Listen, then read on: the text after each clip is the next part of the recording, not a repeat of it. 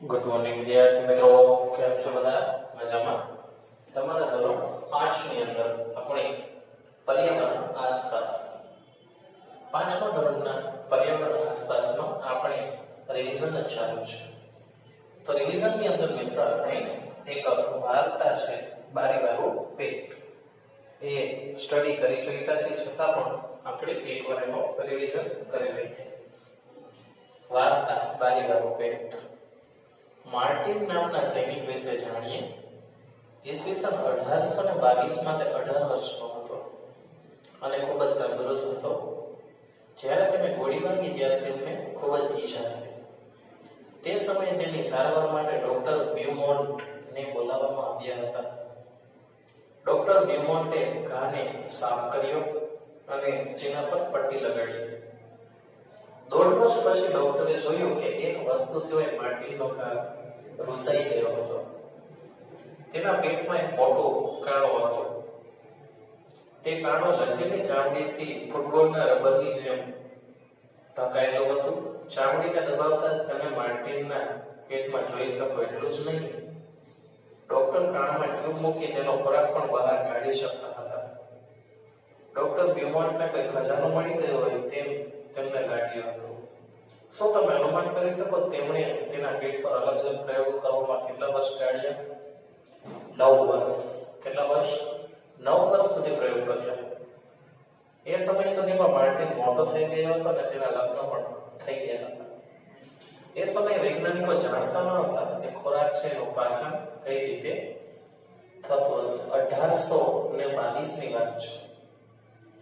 પાચન ખોરાકનો કઈ રીતે થાય વૈજ્ઞાનિકો છે એ જાણતા જ ન હતા. પેટમાં રહેલો પ્રવાહી કેવી રીતે મદદ કરે છે? શું તે ફક્ત ખોરાકને ભીનો અને પોચો બનાવે છે અથવા પાચનમાં મદદ કરે છે? આ કોઈ પણ જાતની જાણકારી છે એ વૈજ્ઞાનિકોને હતી નહીં. એટલે ડોક્ટર બ્યુમોન્ટ છે એને તો જાણે ખજાનો છે એ જ હાથ લાગી ગયો હોય તેવું.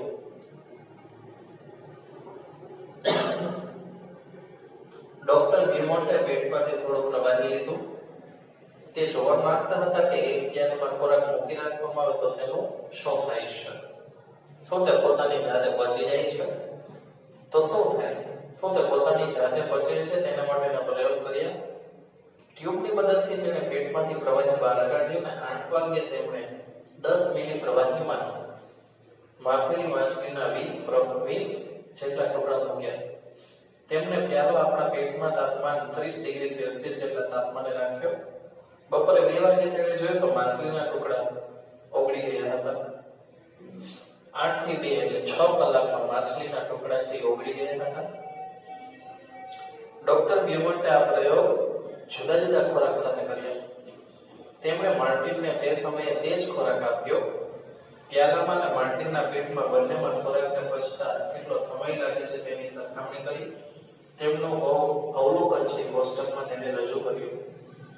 તેમના અવલોકનનો ભાગ આપેલો છે.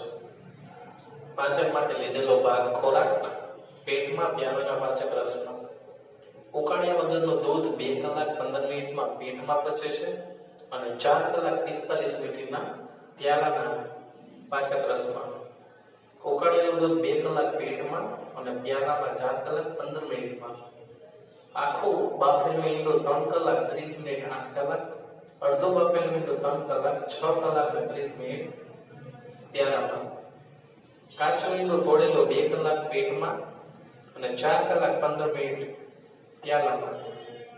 કાચું ઈંડું 1 કલાક 30 મિનિટ પેટમાં તો 4 કલાક પ્યાલામાં. તો આપણું પેટ શું કરે છે?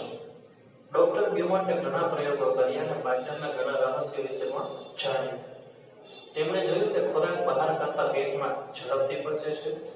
શું તમે આ કોષ્ટકમાં જોયું? હા, આપણે કોષ્ટકમાં જોયું. લગભગ અડધા કરતા પણ ઓછો સમય પેટમાં પાચન માટે લે છે. ડોક્ટર બ્યુમોન્ટે ઘણા પ્રયોગો કર્યા અને પાચનના ઘણા રહસ્યો વિશે જાણ્યું. તેમણે જોયું કે ખોરાક બહાર કરતા પેટમાં ઝડપથી પચે છે. શું તમે કોષ્ટકમાંથી જોઈ શકો છો ને? આપણું પેટ ખોરાકને પચાવવા માટે વલો બેસે, એટલે કે એને એમાં પાચક રસ ઉમેરતા જાય છે. ડોક્ટરે એ પણ જોયું કે જ્યારે માર્ટિન દુખી હોય તો ખોરાક આપણે જોયું કે રસ પેટમાં છે તે દાહક છે, એટલે બળતરા ઉત્પન્ન કરે એવો છે. આપણને ભૂખ લાગી ખબર ક્યારે પડે? પેટમાં થોડું બળતરા જેવું થાય ત્યારે. શું તમે કોઈને એસિડિટી વિશે વાત કરતા સાંભળ્યા છે? ખાસ કરી જ્યારે તે માણસ સરખું જમ્યા ન હોય અથવા ખોરાક બરાબર પચેલો ના હોય. ડોક્ટર બ્યુમોન્ટના પ્રયોગો આખા વિશ્વમાં પ્રખ્યાત થઈ ગયા. ત્યારબાદ વૈજ્ઞાનિકોએ આવા ઘણા પ્રયોગો કર્યા. તમે શું કહેશો? ન તો તેઓ કોઈના પેટમાં ગોળી મારી હતી કે ન તો તેણે પેટમાં કાણાવાળા દર્દીની રાહ જોતા હતા. તો એઓ આપણા શરીરમાં જોવા માટે બીજા વૈજ્ઞાનિક રસ્તા અપનાવતા હતા. શું તમને માર્ટિનની વાર્તા ગમી? અથવા આપણે એવું કહી શકીએ કે આ આપણા પોતાના પેટની જ વાર્તા છે? કારણ કે માર્ટિનનું પેટ અને આપણું પેટ એમાં પાચક રસો બરોબર રીતે વલોવાય છે. દરેક વ્યક્તિના પેટની આ વાર્તા છે. અનિતા રામપાલે ચકમક ઓગસ્ટ 1985 આ વાર્તા રજૂ કરેલી. તો પેજ નંબર 3031 ઉપર આજે આપણે જે વાર્તા જોઈ એ તમારે તમારી